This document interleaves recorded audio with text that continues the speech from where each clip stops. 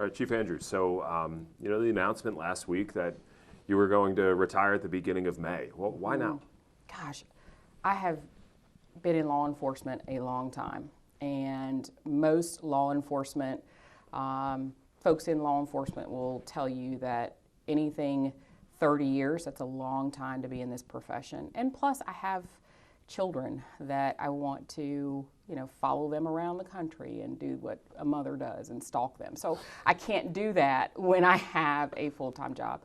Also, just specifically, for me, this department is at a place where they don't need me anymore. We have tremendous staff. Our executive team is ready to take the helm at any time, any one of them. And so I feel good in knowing that now is the time, and this department will be left in very good hands. Yeah. This summer would have been 10 full years that you held this top position. I mean, and then, the years before that you were, an officer as well. What do you think is, your biggest success from your time as chief? Gosh, for me, it's not just one thing. It's probably several different things. Well, one is being able to reconnect with the officers, with our staff, right? I was very purposeful in the way that we went about doing that and really getting their input on stabilizing the organization. So improving morale, certainly recruiting and retention has been huge, stopping the bleed, so to speak. So that's been a success for the organization. It's very hard for me to take credit for any one thing. But what I will say is, I think the vision was that we would accomplish a reduction in violent and property crime. We would also accomplish a reduction in the number of officers leaving the agency to go to other agencies, but also increase the amount of people that were interested in applying and becoming Durham police officers. Yeah, to have the pandemic in the middle of that, I mean, how did that kind of impact your goals along the way? Well, so when in the height of the pandemic, I was in Morrisville. I think, but I think it's the same. Connection is very difficult when you have a pandemic that stands in the way of making those connections with staff. Plus, there were very pivotal moments in law enforcement during the pandemic, and then you couple just mental health with that, and people just all around feeling very disconnected and not really knowing what to do in this new world that we are in now and even today. But I think coming back here, we did still have a little bit of that, not much though. I think then when I came back in was the rebuilding process, was identifying the fact that we have people, that law enforcement officers that are leaving the career, not just in Durham, but nationwide, simply because the years of the pandemic was certainly a very hard time, very tough time for law enforcement. Yeah. What could you have done better? I always will say that I could have been more present. I feel like I could have been more present in my community and been more present with my officers. That's me. I feel like I could always have done more. What that more really looks like, but also being able to balance my personal life as well. I will give everything I have to this profession and this agency, and I have, often to the detriment of my own personal health and well-being. So I think for me, I always could have done more for them. Was that personal sacrifice worth it? Oh, why these questions are tough. I needed more than a moment to think about that. Right. I would say personal sacrifices for your profession are never worth it, right? Because that's time that you can't get back. Those are moments that you won't be able to get back. However, for me, I believe that what we received from having those moments away helped a broader community right? Because it wasn't about me or any one person. It was about improving the experience as a Durham police officer and a member of our team for both sworn and non-sworn staff, but also our community and how we responded to our community. Yeah, it's a tough question. I mean, Yeah. to weigh, that personal sacrifice Yes. for the good that you've Yes. seen done as well. For the greater So, good, yes. I mean, kind of playing off that, as you, leave this part of your life, your professional life, what is your legacy as the chief of the Durham Police Department? I am hopeful that, as I told my officers in a letter that I sent to all of them, that I'm leaving behind a department that feels better about the direction, of officers that feel better about their place and position within the agency. I'm hopeful that our non-sworn staff feel seen and heard and valued for their contributions, no matter how small they might think it is. Their efforts and their work is very critical to what we do here in the city of Durham. So I'm hopeful that my legacy has, been one of rebuilding and reinvigorating them and inspiring them to think bigger than what you could ever even imagine, and also not being afraid to tell others about your ideas and what you feel. Finally, a legacy of our executive team and our ranking staff members and also our non-sworn managers to really embrace the idea of always learning. And sometimes your biggest lessons come from those who don't have rank, come from those who don't have manager or chief in their title. And that's really what I'm hoping. Yeah. And these questions that I've asked where you've, taken a pause, taken a breath to, talk about your personal sacrifice, the impacts to your life. I mean, what has been the most difficult part of your job as chief?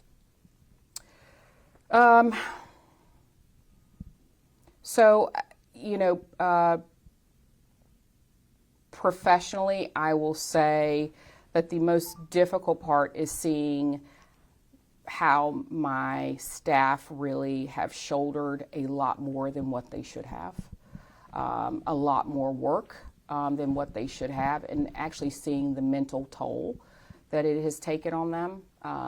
We are fortunate to have a peer support group here for not just our sworn staff, but our non-sworn staff. And the city provides tremendous benefits that we can, officers can, non-sworn staff too, can receive therapy and things like that. But I really do believe that watching them work every single day, embracing the hard work, and not having a break, that has been very hard for me. The community, right? The violence in our community certainly is something that has been really hard too. This is not who I am. This is what I do for a living, and who I am as a mom, and I'm also a member of the Durham community. I have 2 children. A boy, well, he's not a boy anymore. He's a man. He's Sure. soon to be a 21-year-old man, and a 30-year-old daughter, and who are living their own lives. And what happens here in this community certainly does affect me because I see them in some of the things that I see here. Yeah. We've reported on some of the friction that you've had in trying to do your job, namely with the district attorney's office. I guess first on that regard, has that relationship played any role in your decision to step away? No, not at all. So this is what I will say. There is never a perfect relationship, right? We agree to disagree, and that's okay, and we move forward. With my own team, we don't always agree, I don't ever want to surround myself with people that think exactly like I do, because nothing gets done.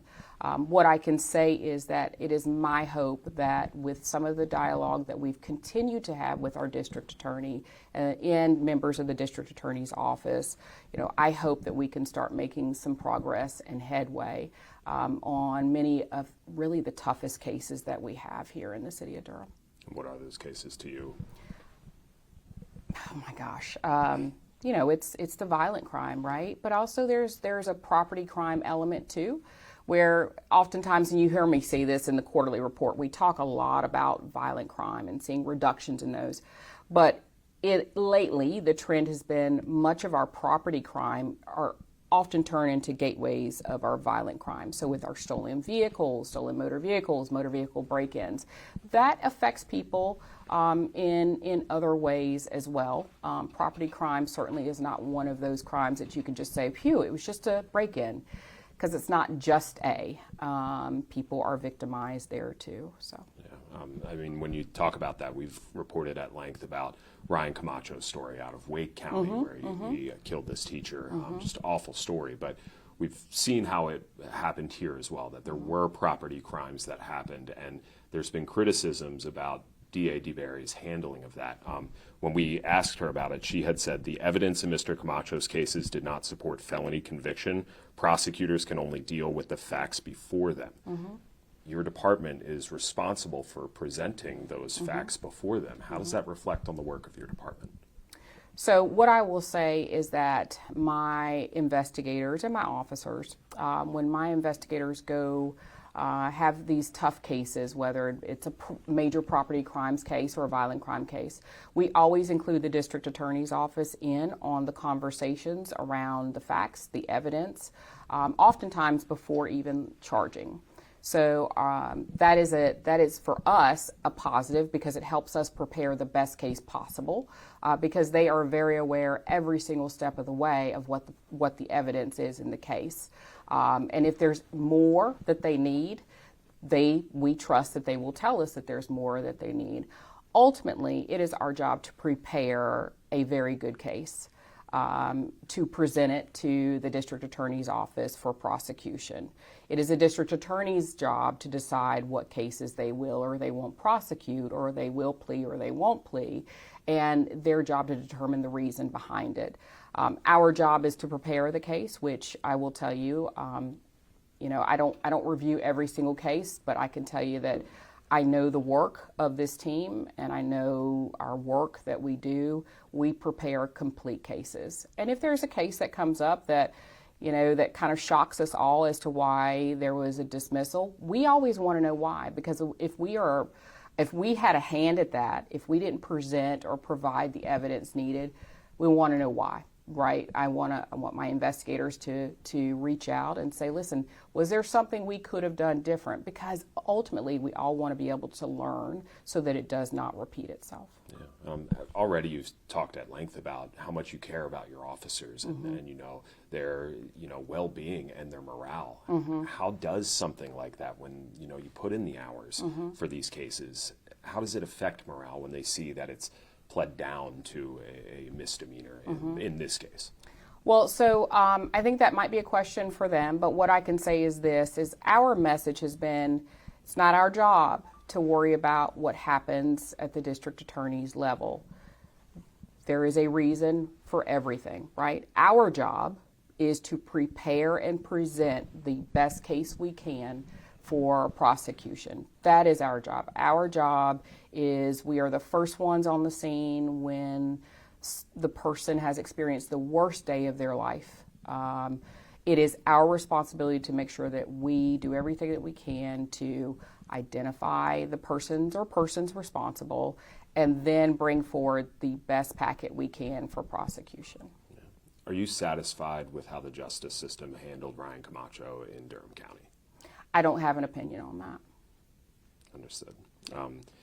Overall today, how is the morale of your officers, considering all the things that we've been talking about that have happened in Durham? So I can only tell you, I never want to speak for my officers, because I think their insight is tremendous. Only they can speak to how they feel. one of the things that I look forward to every year is meeting with all of my staff, and we start this in January, and we start with our uniformed patrol officers on the weekends, and we literally just have a conversation about what's working, what isn't working, what are the ideas that they have, what would they like to see moving forward, so that we could make adjustments where we need to and make it happen. My hope is that the morale has improved. I certainly have heard from officers since I announced my retirement that they are very grateful, very thankful for the work that our team has done since I have been here. But I think that's a question for them. My hope is that the morale has improved. I feel that the morale has improved. It feels different here, right? Doors are open. There's no, quiet in the hallway signs hanging up, quiet in the elevator. I encourage my officers to be who they are, because that's why they're here, for their individuality and to be who they are. And so my hope is that morale has improved. And because, gosh, they've been bringing forward a lot of very, very out-of-the-box, innovative ideas that I don't think would have happened before. Yeah. I don't know, will you be involved at all in the search for the person that'll be in this office after you? I don't know. I'm always willing to give my 2 cents, always willing to slide my 2 cents in there. You can ask my kids. Yeah. But certainly it's my hope that at least I'll be able to lend a little bit of my insight into how the agency is running. Certainly our manager, I'm fortunate, and we're very fortunate that before he was the manager of the city, he was the deputy city manager over public safety. So he was very involved in really what we do here in day-to-day operations. So he has a lot of knowledge of not just the operations, but where we started from and where we are now.